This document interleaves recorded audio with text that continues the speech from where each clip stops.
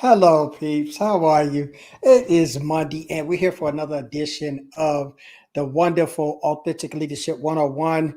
Yes, we're coming at you again for another edition. It is the second week in November. Time is flying. And if you guys haven't got your Christmas, Thanksgiving, all of that goody stuff together, you need to be about it and about getting it. But we're talking about leader today. We're talking about creating the definition of a great leader. And yes, this is just another one of our successful talk show stories of a leader. And I can't do this without my wonderful co-host, the lovely Tracy Borreson, coming to us from cold Canada. Is it cold up there in Canada, Tracy? Um, well, the Canadians have a different definition of cold. This is true. So there's some people, if you are in Florida, if you're joining us from Florida today, it's very cold in Canada. Okay. For us, average this time of year, it's actually pretty nice, pretty good. Yeah, pretty good. I guess it was pretty good here in up here on the East Coast, New Jersey. I think I woke up this morning, it was about like 32. Little frost and stuff on the cars, but I think eventually it went up to like 57, 58. So it wasn't too bad. It's really that kind of weather. I'll take that any day. We could go through the whole winter like this. I don't even really need no snow because I don't need no shoveling and none of that good stuff. So, it doesn't matter to me. We could go like that. No, it's just not too hot. I like sweaters. So as long as it's not too hot, I got to keep my sweaters on. So how was your weekend? What was some of the good stuff you done this weekend? Anything good? Oh my gosh, I'm just working on the permission to do you bonanza, you guys. If you haven't checked it Yes. out, you need to follow my profile because pretty much everything is related to the Yes. It bonanza is right a now. it is a Got to get bonanza. my lovely experts like Carl Shawn their promotional collateral. Yes. Make sure you come on and check us out because we're gonna have a ball. We just got so many people lined up with so much good information, and it is not like any other. Well, I don't think I've heard the term bonanza anyway, but it's not like any other thing you've ever been to. All right, no summit can compare to it. Even though I was in the Great Summit, the Global Empowerment Summit, it was like 6 weeks. So that was a lot of summit and a lot of speakers, over 300. But look, we're doing the branding summit here. We're doing the bonanza. So we got a different word for it. So we're doing the bonanza. So what are we talking about today? We're talking about creating your definition of an image of a leader. So we don't want to let you Yeah. dive into this because this sounds like some good stuff. So we had some leaders. First and foremost, let me get my housekeeping out the way. We want to thank everybody who's showing up live. Please drop it down in the comments where you're tuning in from. Also, let us know if you have any comments. We want you to get into the discussion. As always, this is interactive. It is 101. It's Leadership 101, which means that we need you to get active and involved in it. So we appreciate you guys coming by. And Trace, take it away, Trace. Well, you guys know how we love to talk about definitions on this show.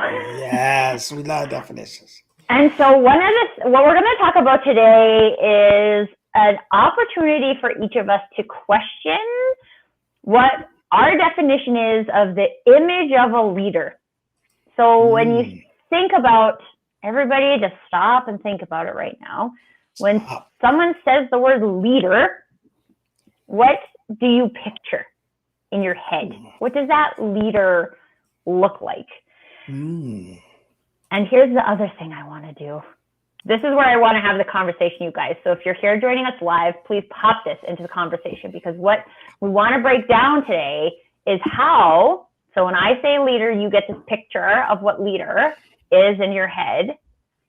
And how different is that from who you are today? Wow. We're going deep with this one. Yeah, it's going deep down in the surface. Because a lot of times we look at the vision of leader. I don't even think we look at the vision. Let me just back that up. I think we look at what has been placed in front of us as a leader. I'll put it as that. That way I can kind of put it where everybody can see what I'm saying. A lot of times we go into these positions and these jobs and these corporations, and we go into them and we get hired. And that's as I tell you, you're introduced to your leader or your department head or your VP or your direct report, whatever term they use, but your higher up, so to speak. And we probably in our mind, based upon us just coming into these situations, of have a thought of what this leader is supposed to be, right? If we don't know from ourselves a judgment, or if we've been working around for a long period of time and we kind of got an understanding of what leader actually means to us, we probably got a picture of this leader. Now, I would ask the question even further than what Tracy asked. How many times were you disappointed with your mindset of what that leader was and your introduction to that leader once you became at that place of employment, huh? Oh That's the man, and you guys, this is a huge thing in life in general, is that when we have an yes, expectation and that expectation is not met, then that's when yes. we feel disappointed. And so Mm, like I would challenge you guys to look at all aspects of your life and see if disappointment comes from anywhere else except from expectations that were not met. That person didn't listen to me enough, or that person wasn't paying attention in traffic, or like all of these things, because we expect something to happen. We expect that person to just not cut us off in traffic because it's rude, and they do. So then we're mad, right? Like this is where all disappointments come from.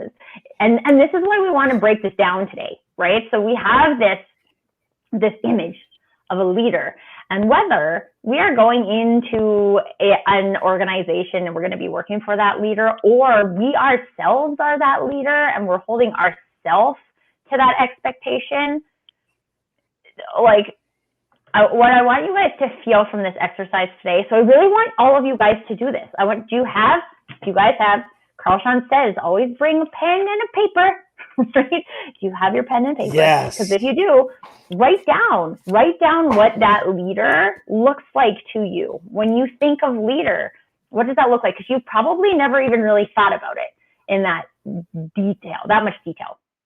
And then compare that to how you see yourself. What are in your head the shortfalls that you have in order to be a leader of that caliber? Maybe it's skills related. We did an entire episode about like leadership skills versus being a leader. So you guys can go back and take a look at some of those past episodes. But what is the difference? And at the end of the day, at the end of this episode, what I really would love to have a conversation around is why? Why is our definition of leader something different than what we already are today? So how come I don't think I can just show up on a LinkedIn Live or at my place of business, or if you're an entrepreneur at work, and just be the leader that you are? Why do I still think there's a shortcoming that I have to deal with? And this is what I want you guys to actively work through today. So for those of you guys who are joining us live, I would love to hear what is share, if you're willing to share, what's one of those things that's different between your ideal version of a leader and who you are today? Do you have any that come to your mind, Carl Shawn? Well, when I think of a leader, and I ask, I always got an eyeball situation just right. When I think of leader, by me being in the military, my automatic as an adult going in the military at what 18, right after high school, my idea of leadership was really branded in a totally different way than it was in corporate America. So when I think about leadership, of course, I automatically get all the visions of the dynamic, broad-chested drill sergeant who's kind of like going to break me down from this kid from the street who's going to teach me discipline and understand being obedient and paying attention to orders and doing what I'm told, and this kind of thing. So I got that directive in that, but also once I got out of that and left the military and went into the workforce, I understood that my comparison to leadership was pretty much jaded because no one in the corporate realm carried themselves like the military realm. So here I was as a young adult, like understanding my dynamic of what leader was, the image of a leader, which I got as a picture. I was always disappointed because every single person um, that I thought about as being a leader was ineffectively not that same individual who I was in the military with. So I had to start crafting from characteristics of and what I saw as being a leader. And then I started painting that picture to the people who had those titles. And 9 times out of 10, or vastly so, I was disappointed again because what I thought as a leader, as far as definition wise, as far as what I've been told, as far as what uh, corporate America tells me a leader should be, I had to have a lot of them still falling short in this category. So now I had to apply that to myself and look at the leader from the image of creating my own definition of a leader, which is not the ones that we so many times have, that we call our supervisors or that we call our bosses, not the ones who so much lead with antagonistic ways or not valuing the value of the people that's up under them. But I started to lead from a point and look from a point of creating that image from my values. And when I place my values on as an image where I can actually visually see, I look for that in those ones that had the titles. So when I started looking for those, it became a little different in my picture, in my view. It became a little more clarity that okay, these guys know how to lead, but they're not definitely in the way that I see, but they do have some of those characteristics that I'm looking for. But it can be, I wouldn't say confusing, because I think to some point in time we really don't know, and we really haven't been able to apply what that image is, because I don't think even with us seeing it in so many different shades, uh, what is the true image when you're creating your definition? What do you look for? What word is, like they say, a synonym of that you can say, okay, this is sort of parallel to what I'm thinking a image of a leader should be. Mm-hmm.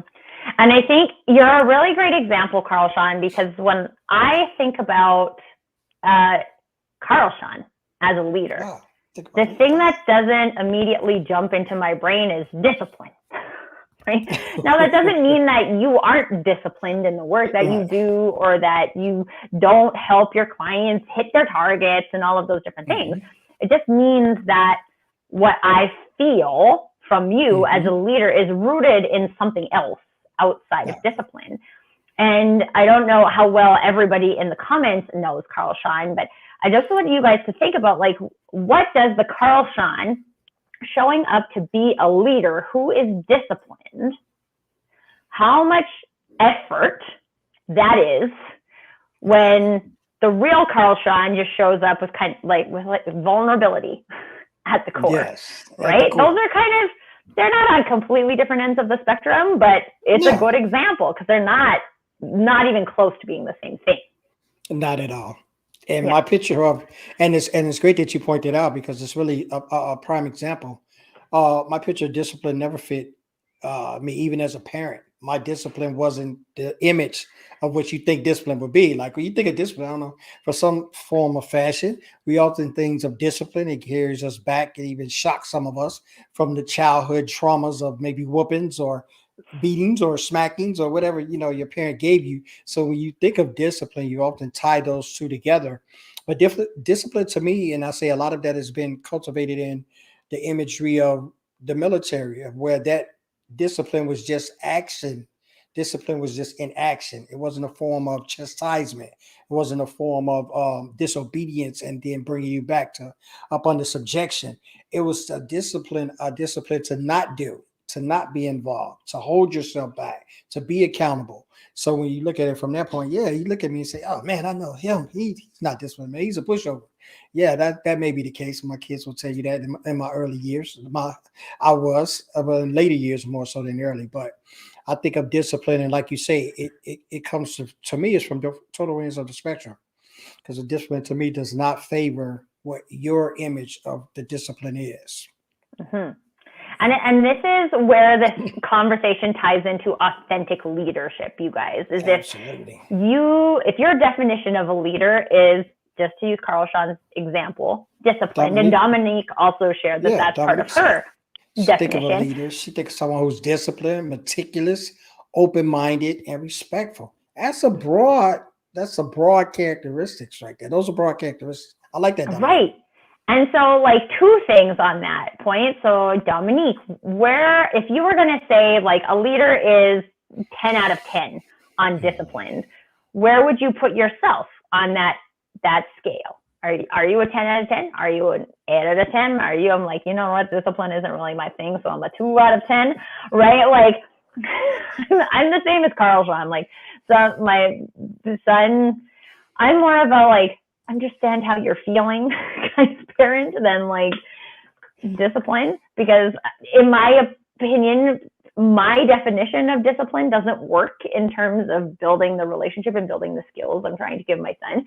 These are all our own definitions. So even Dominique, your definition of discipline and Carl Shawn's definition of discipline are not quite the same.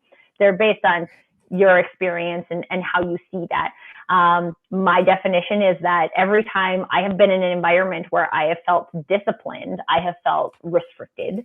And one of the things for me that's important to me in my life is full expression. And so to me, an ideal leader, although they might be like, yes, consistent is a word that I would probably more so use, but like, I'm not here to like scold.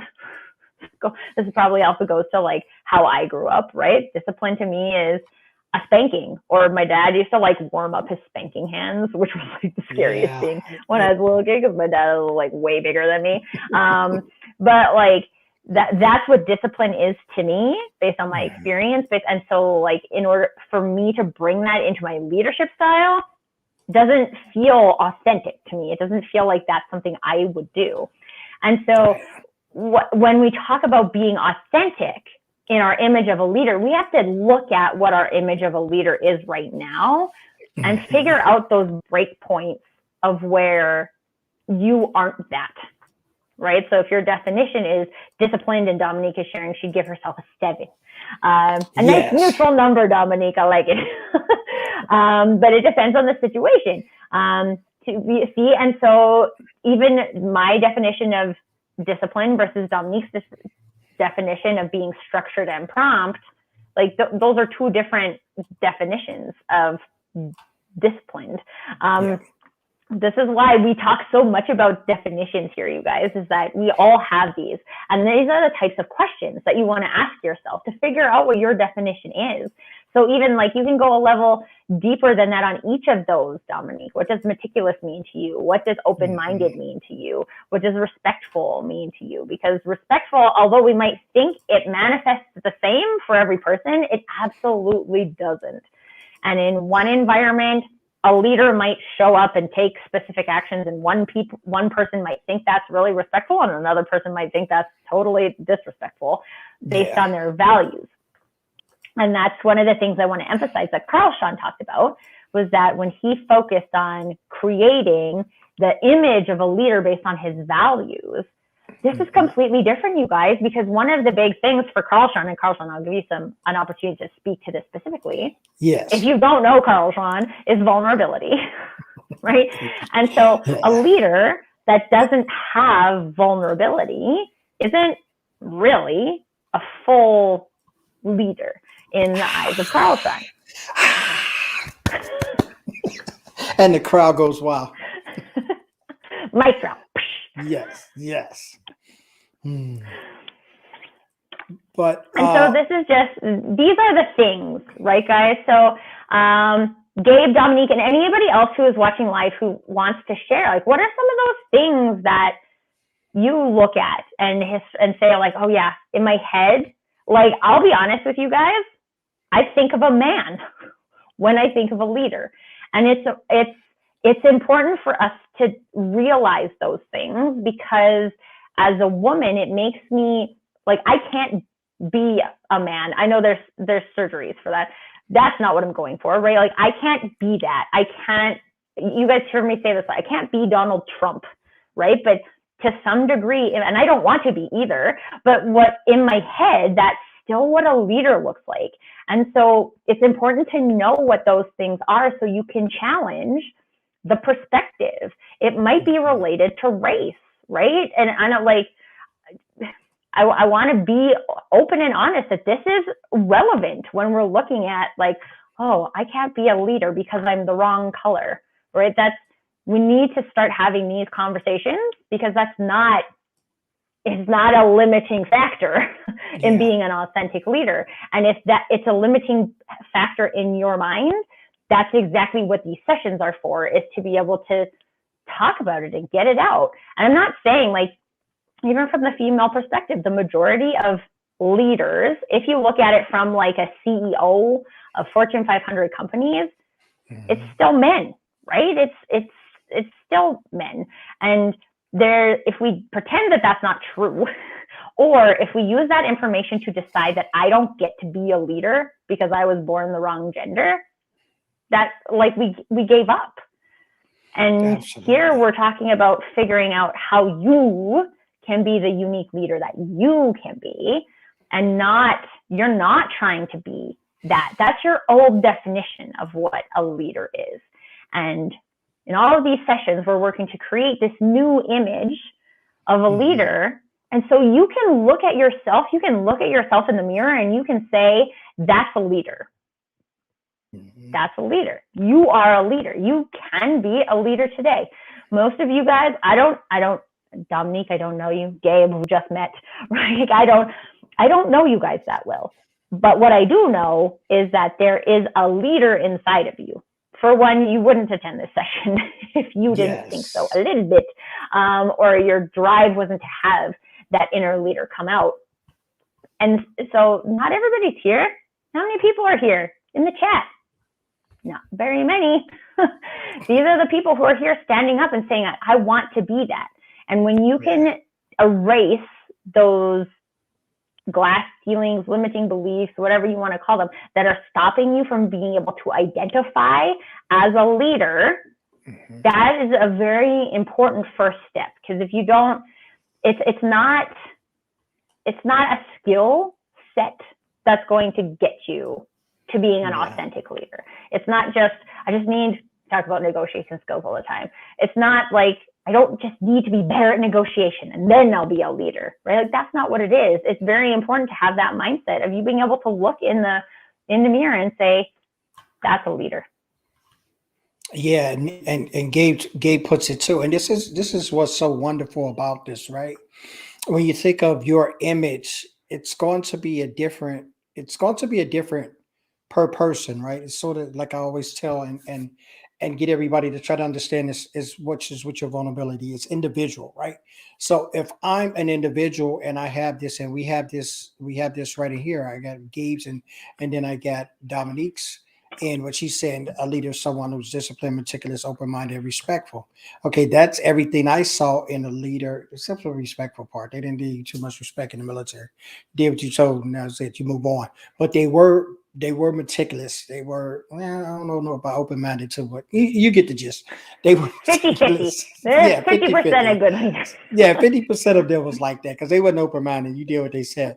But that was Dominique's that's her image because she's giving you that definition of it, but that's what she sees as a leader. And then here we jump to Gabe, and Gabe said his leader is someone that he gives us a comparison to, a Mark Cuban, right? So everyone knows to some sort of extent who Mark Cuban is, right? He's this flamboyant, like owner of the Dallas Mavericks NBA basketball team.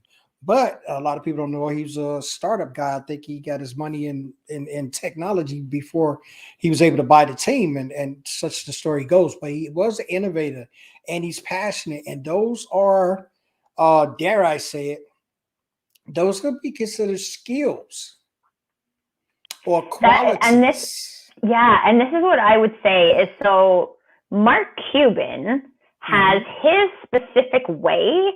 He shows up as an entrepreneur, an innovator, and passionate leader.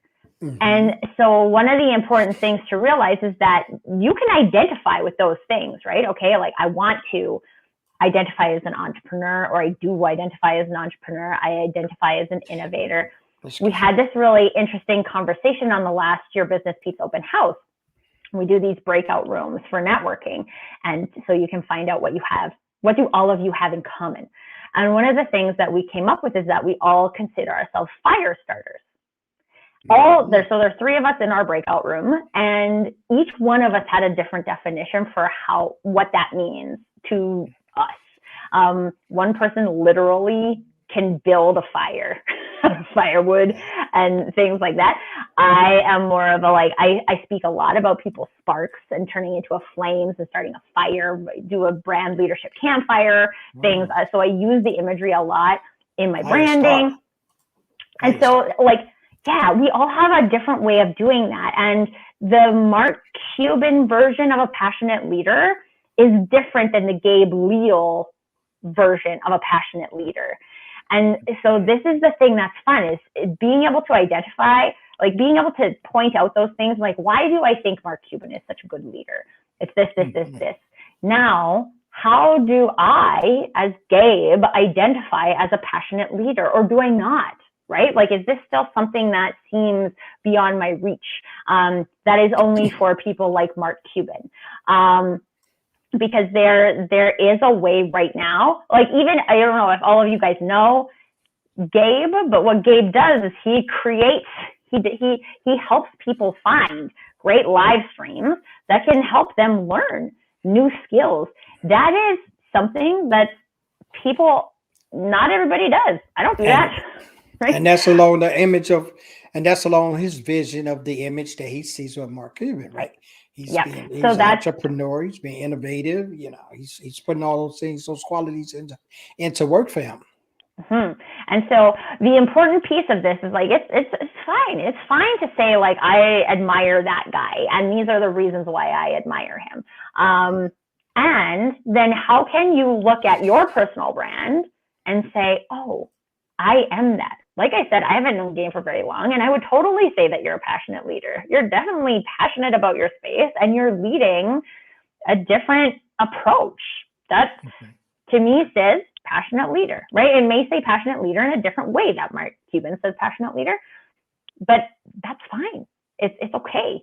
And that connection point of us being able to identify as those things we think are our ideal image of a leader, and also to look at some of those things. So even Shawn was walking through those things, and he was like, oh, no, the military wasn't really this, it wasn't really this, right? Like, walk through your definition and see, like, oh, like, that is actually, I don't really like that.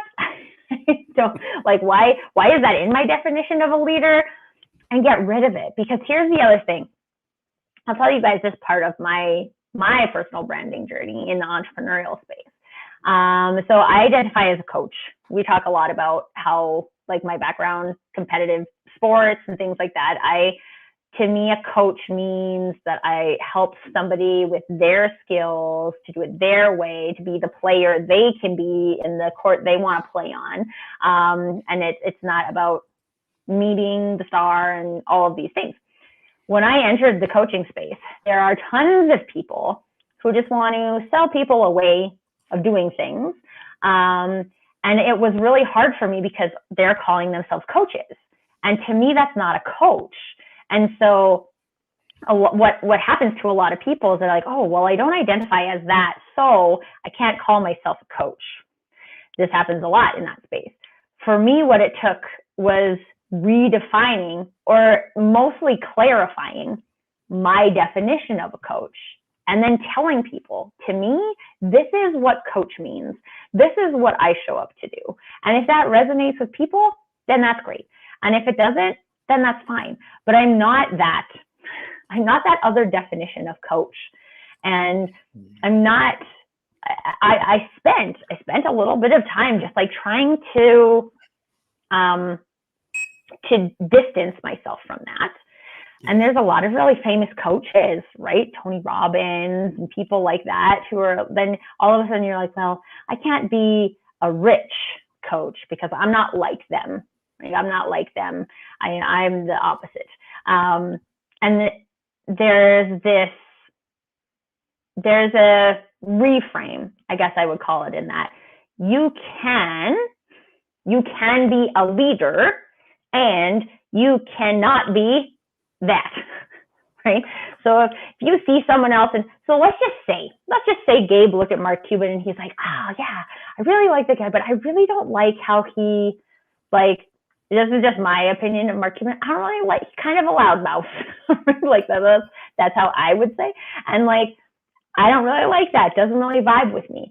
That doesn't mean that, one, you can't take all of those things you do like about him, that he's an entrepreneur, that he's an innovator, that he's a passionate leader, and identify with those things. But you don't have to be a loudmouth in order to be a leader, right? So that's why it's just important to look at the holistic view, or what are all of these things, and what are the undefined levels of things that I am holding myself against and measuring myself against. Yeah, when you, it's so much. It's a lot of things that you brought into context there, and I'll jump on what Dominique said. I genuinely believe that anyone can become a leader. Often it's embedded in our lifestyles. That's a very poignant point because a lot of times we do that, and this is where I just get kind of excited about because a lot of times that's where that vulnerability piece kicks in because we tend to separate ourselves from different parts of ourselves to fit into different places that ourselves attend. And when I say attend, that could be your job, that could be your home, that could be church, that could be bingo, that could be. We tend to split ourselves to fit all of these. It's sort of like mutants on the X-Men. I'm an X-Men kind of guy. So when you start splitting yourself, then there's dynamics that you're pulling from to incorporate or ingratiate yourself into every situation. What I look at when you're not being your authentic self, it's so much work to me. And this is just my personal opinion, but it's just so much work to me to not be authentic totally where I could be me totally, if that makes any sense, right? So if I could be authentic into myself totally, then therefore wherever I go, and this is what I love to always say that I take me with me, because me with me is going with me, right? Whether I go to this job, that job, whether I get hired by this one or that one, whether I speak at this engagement or that engagement, it's one thing that's going to be the same in all of those arenas, and it's me. So if I take the same me with me to every place I go, then you see me. I don't have to be me as a leader. I don't have to be me as a bingo partner. I don't have to be me as a talk show, as a talk show host with Tracy. So this is where we get the dynamic of actually getting the image because we see in the image of things that's playing out before us in the situations that we're in. And we try to match that or either whether it's bringing it up, most of the time it's bringing it down but bringing it up to that standard or either down to that standard or whichever way or direction that it seems to fit you. You look at that image of a leader, and then there has to be changes because that image could be one way. And then the next time you see that image, it's based upon how that person feel or how that person carries themselves that day, or if that person have an attitude that day, or if that person feel like being you in the clique that day, or if that person feels like not picking you out that day or not pointing you out or embarrassing you. So it's so many ways that you can look at it, but when you throw it back on yourself to be authentic leader, you can be the authentic leader without being a leader. And when I say that, I mean title wise. Your actions can denote that you're a leader.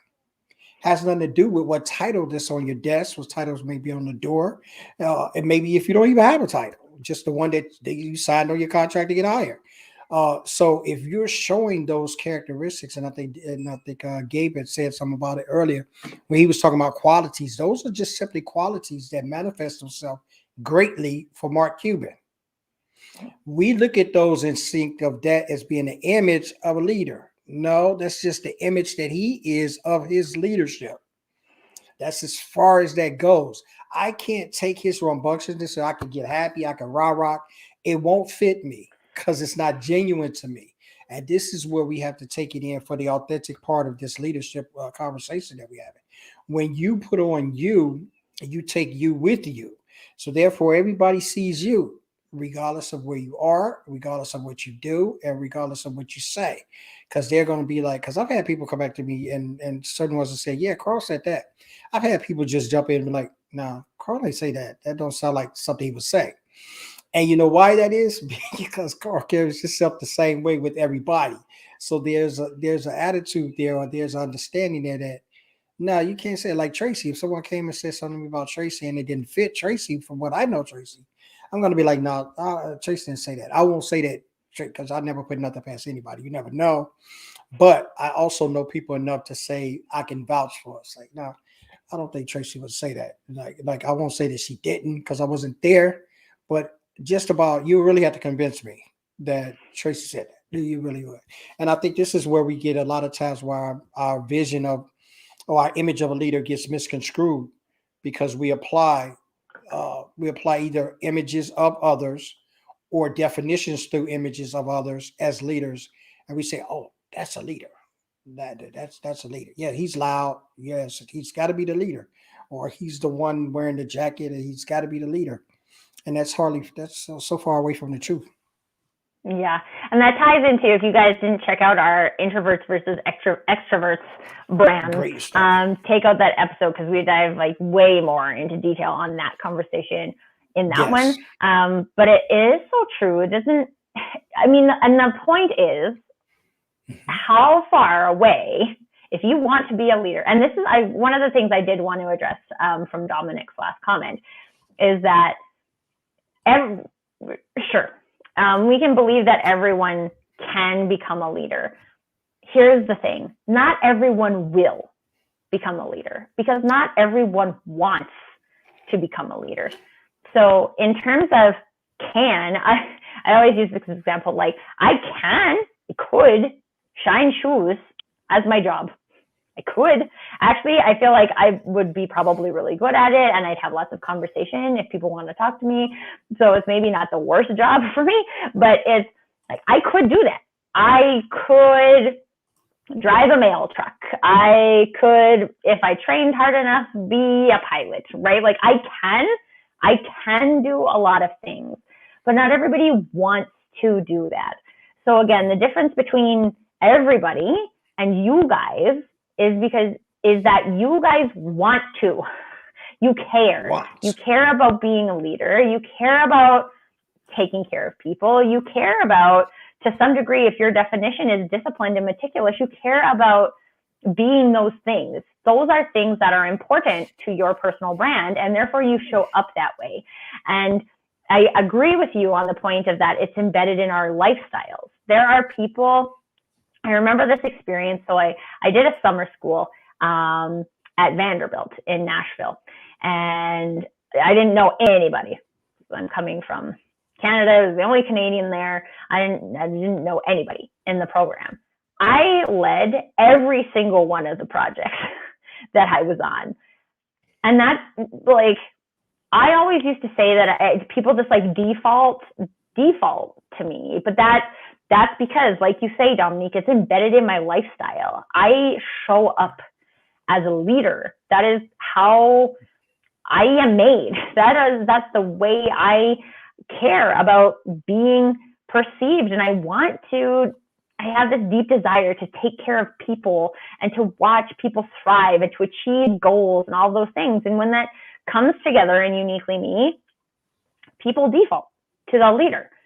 But never once did I have an experience where there was like two of us competing for the leadership role. Nobody else was competing with me for it. I took it and I ran with it, and people happily gave it to me. So there's a whole community of people who are waiting for the leaders that you guys want to be. And when we spend too much time in the conversation of that anyone can be a leader, it also takes away from the point that there's something inside of you that makes you uniquely interested and capable of being a leader that not everybody has. Not everybody has that. Yes, people can gain negotiation skills. They can learn communication skills. They can take Dale Carnegie's Leadership for Managers course, right? They can do all of those things, and they don't care about being a leader the way you guys care about being a leader.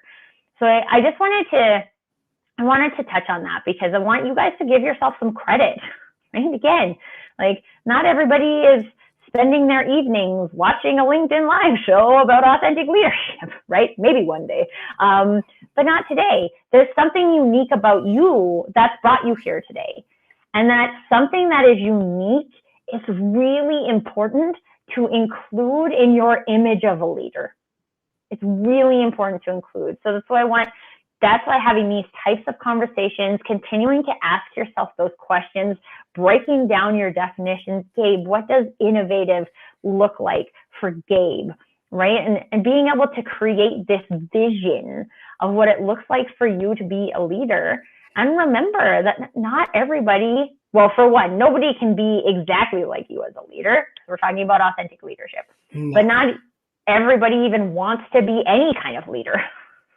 I know people in my corporate places of work before who have been promoted into leadership positions that hated the leadership piece of the job.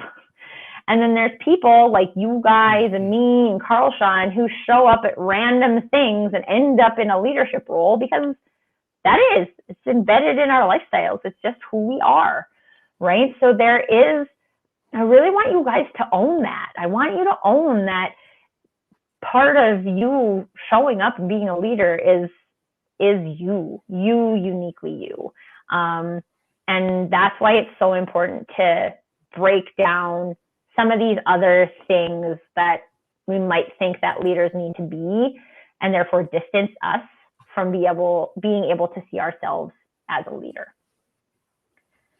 Oh, yeah, I totally have. Yes, I'm Canadian. You got me, Dominique. Did I say process? Usually that's what gives. Wait, what did you say? Process. Instead of process? Process. Tara Argo always tells me that's process. The giveaway. Yeah, the process. When you think about the leadership, and she said something that was really the key there of that, the lifestyle. When you have it embedded in you as a lifestyle, and you said something also that was very important. Leadership takes those, because we can create those qualities. We can actually give people those qualities, and we can give people those skills that we look at to say, okay, this is what a leader be doing. We can define it. We can put it out there. We can give definitions too, and say, okay, this is what a leader should be doing. But oftentimes when you find the leaders, they're the ones that's already crafting that out. They're the ones that's already taking the initiative to move things forward. They're the ones that's engaged with the caring aspect of what job has to be done. They're the ones that's pretty much galvanizing the people together to let's work this out as a unit. When you come into those places because you can go into places, especially a place of employment, I give you an assignment for tomorrow. You know your leaders, so you know them. They're probably pointing out to you. They probably noted to you, and most of you probably have been on your places of employment for some time. You ought to know who's in charge, right? When you go there, look at the busy bee workers, and I just use that term so you can kind of identify. Look at the busy bee workers just putting things into motion. That is making sure things get connected, that the dots are getting connected for things to get done, for stuff to not come back as a problem for a later opportunity or a later situation. Look to those people. They are already really the image of leaders, because what they're doing is they're doing it without the care of the entitlement. They're doing it because I had a lot of leaders just want the job. I had a lot of people tell me, I just want the job because it pay more. And I was like, wow. He said, yeah, I could do it. Yeah, that's not a definition of a leader per se. But this is also why it's important to look at what our definition of leader is, because all of us have those types of people in our background as quote unquote leaders. Yeah, because you've had and what Dominique said, you absolutely made a great point. And the side note, I know I heard a Canadian accent. Yes, you did hear that Canadian accent. I was behind on that one, Dominique. Sometimes my hands and I'm not like Gabe. I don't multitask too well. But when you look at when you go and you look at those leaders, like I say, you really they really show you. Leaders show you, like they show you. They're not telling you. They're not just going around and showing their badge or showing their titles on their doors or pointing at things. Leaders are getting it done, right? When you see a leader, whether it's title or not, we can already have that understanding. When leaders are getting it done, they're caring, they're purposely putting things in motion, they're making sure that everybody knows what they're supposed to be doing. Because I've worked with leaders who wasn't leaders, but they were leaders by what they were doing. They was like, okay, well, such and such is not here. Are we going to do this? We're going to do that. And they didn't get any extra money. They didn't get any extra pay. But you go, it's so important that your lifestyle dictates that. And that's why I come in with the vulnerability authentic piece. Because if you're living that, people will kind of gravitate to that. And you'll get that authenticness of which you really are. and people will start believing in you, trusting in you, having that confidence in you, looking for you, in order to like give them guidance, give them understanding, show them which way things should be done, show them how things should be done. And this is what I say, where you can be a leader at work without being a title holder. You can get those, and you can have your coworkers looking around to you. Not only just the coworkers, I got upper ups, because I've had hire one something. He's like, are you doing what's the name? And I was like, no, that's not my job. I just saw that this need to be done, and I did it. And they come back and be like, yeah, well, Carl that wasn't even what he's supposed to be doing, but he was over there doing something else. That was that discipline kicking in. That's that discipline kicking in. Well, and I love to share this example because so when my sister got married, I was not the maid of honor. There are three of us. And so we had this plan of like, there's a rotation, so we all get to be a maid of honor for one person. And that's how it worked.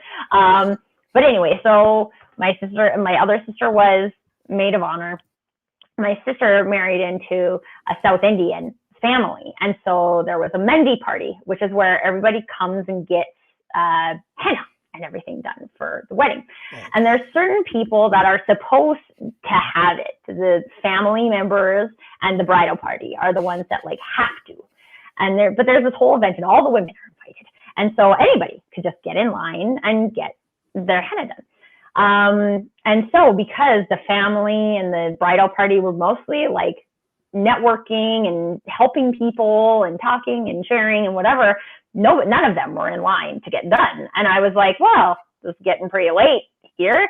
We're going to run out of time. Like if I see this line, that line is going to take more than the time we have left. And these X amount of people still need to have. So I started like plugging and playing people in the line who needed to get the henna done. And if people were at the back, they would have it if they have time. So like my grandmother and everything could have hers done because she's not going to fight for a spot in the line. And my other sister, who was the maid of honor, got so mad at me for doing that because that was her job as the maid of honor. And I was like, well, no one was doing it. So I just did it because that's what needed to be done in the moment. And those types of things, those are the things that are embedded in your lifestyle. Like I just did it because I thought it needed to be done. And there's other people who will do different things because they see that it needs to be done. And there's lots of things I don't see because it's not things I care about or it's not in my realm of expertise. But because that was a thing that was important to me, I made sure it happened. And I got in trouble for it. It was quite the hullabaloo afterwards. Whatever. We're still sisters and we all love each other. But these are parts of our personal brand that do just come out. And also, one of the things I like to point out about that scenario is that I would say that to some degree, I felt like I got punished for doing what I thought was the right thing to do. And as a leader, that's something that can happen, right? We show up and we do a thing because we think it needs to be done. And this is what we think is the right thing to do to take care of the people. And someone else doesn't agree. And that doesn't mean that you're not a leader, right? That is someone else's interpretation of your leadership as being uncomfortable or something for them, which we can't control. And it's a little bit harder when it's in your own work environment and like your manager can't handle that or one of your employees can't handle that. It's definitely more complicated. The important point is that it doesn't make you not a leader. And so sometimes in our histories, probably everybody has this to some degree. You felt like you've been punished for doing you, being yourself, like owning your personal brand, making a decision that you thought was right. And therefore we start to say like, well, maybe I shouldn't do that. Maybe your good leader doesn't do that, right? And a good leader, I don't like definitions like that, good leader, bad leader. That's why I like authentic leader, because me being authentic, every single human being authentic was different. But when we use the words good or bad, we create a measurement against ourselves again, right? So like somehow I'm not a good leader because I did this. Well, leaders make mistakes too. Right? We're not all perfect.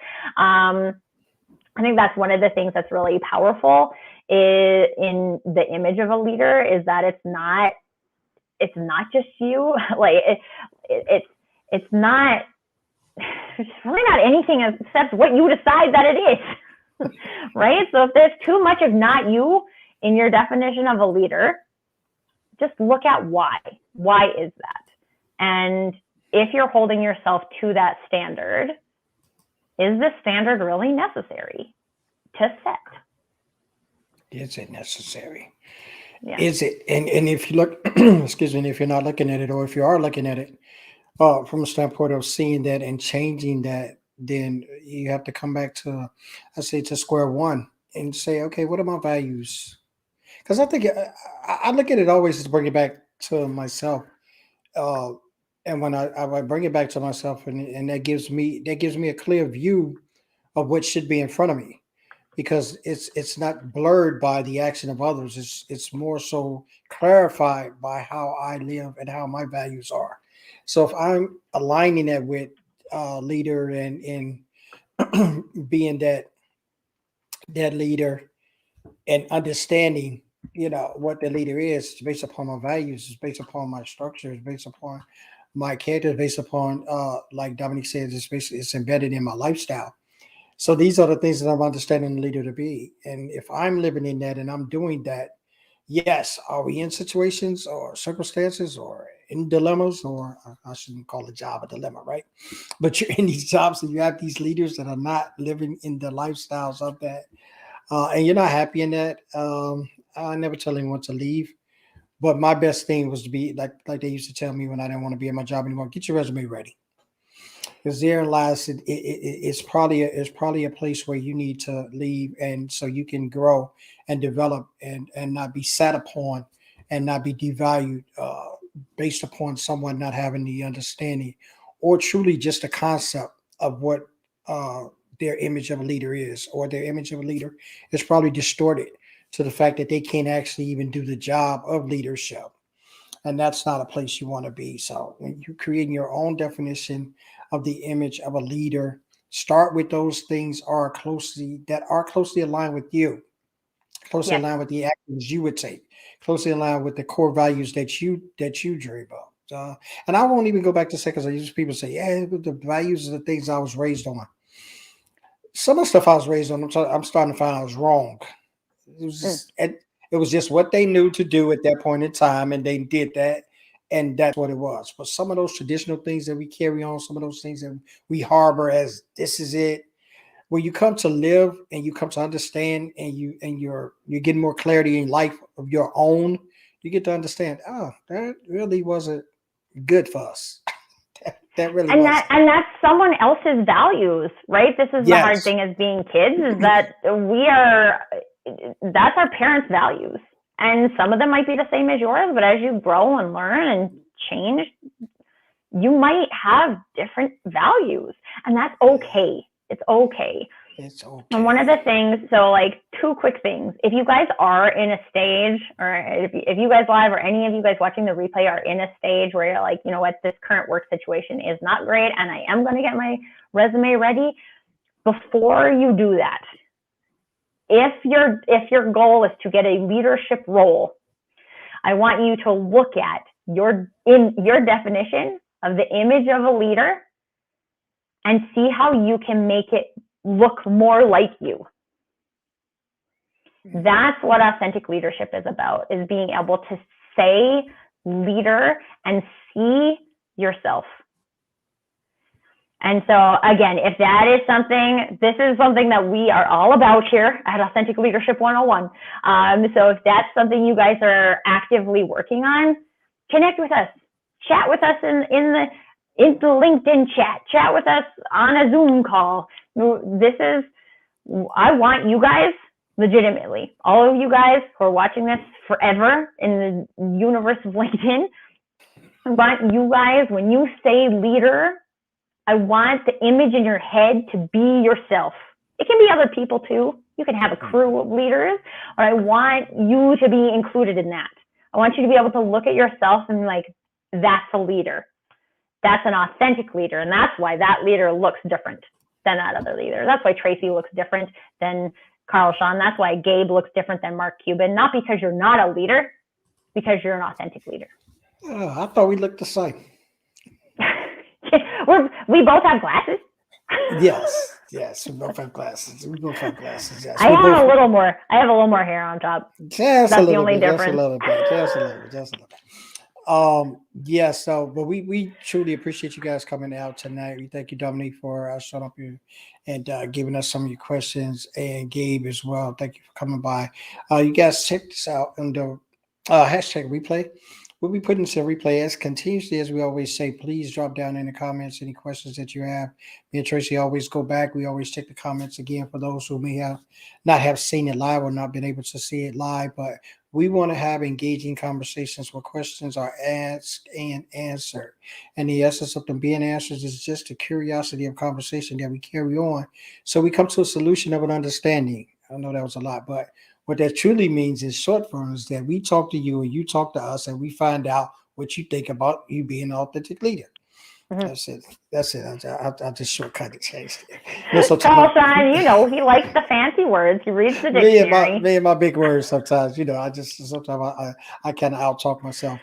But we want you guys to come and join us. We appreciate you guys coming by. Please, Tracy, tell them about the bonanza. I just like that word, just that bonanza. I know, and this is why it's called a bonanza, is because it's fun and it's a celebration of personal brands. So it's the Permission to Do You Bonanza. It starts November 29th. Carl Shawn is a panelist. He's also running a workshop on vulnerability. Shocker. So come and check those things out. We have 55 international experts in the personal branding arena. We have a panel specifically focused on personal branding for leaders. And exciting news, Carl Shawn and I are going to be hosting a live Authentic Leadership Consortium. So what that means, instead of just us being live, you guys get to be live with us. And we get to have an interactive conversation about what authentic leadership looks like for you. So that is running December 6th and December 13th. So in this normal time slot where we do this live, we're going to have the live interactive Authentic Leadership Consortium. Instead, you do need a general admission pass to the Bonanza to access those events. It's $25 and it's going to be so good. Plus you get a whole bunch of other networking events. There's 11 different panel sessions, so you can learn all of the different pieces of personal brands and showing up to be the authentic leader that you are. There's actually quite a few, like all of the people who are on the leadership panel have different workshops that are associated with your leadership brand as well. I am hosting a workshop on how to lead with your personal brand. So that all of these things are happening at the Permission to Do You Bonanza. And if you guys don't already follow me on LinkedIn. All of the information is on my profile. Tracy Borreson. You can find me. Pretty easy to find. Tracy Borreson, very, very easy to find. If you don't know, it's fine. This is her LinkedIn, guys. Yes, brands that speak. Okay, that's her LinkedIn. I was kind of slow with the button there trying to click it, but that was her LinkedIn. So you guys make sure that you follow her, follow us, follow me. Also, I want to put up too as well. I got the Vulnerability Toolkit. That's my course. Go to my website, carlshawnwatkins.com. Join the wait list so I can start putting classes together because it is ready to go. I'm just getting my classes together and those that want to attend.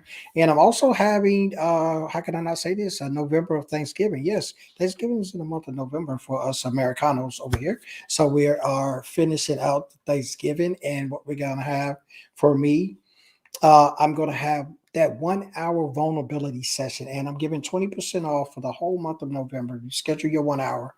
We're gonna attack 3 goals. We're gonna get 3 action steps to follow up those goals, and in that we're gonna come up with a vulnerability plan. Yes, a vulnerability plan for you can strategically and intentionally get those goals and move past your breakthrough. All right, so that's what we have. So it's all at the website, carlshawnwatkins.com, and check out our posts as well. Check out Tracy. She has some authentic stuff that's really, really thought provoking because she's a thought provoker. She's a thought leader. Yes, I said it. I claimed it. Yes. So check us out. So until next time, guys, we thank you guys so much for joining. We appreciate you. All right, Chase. Until next time, I know Tracy's got to go. I think the little man will be in there in a minute talking about dinner time, mommy. So she's got to go. Until next Monday, guys. Y'all guys have a great one.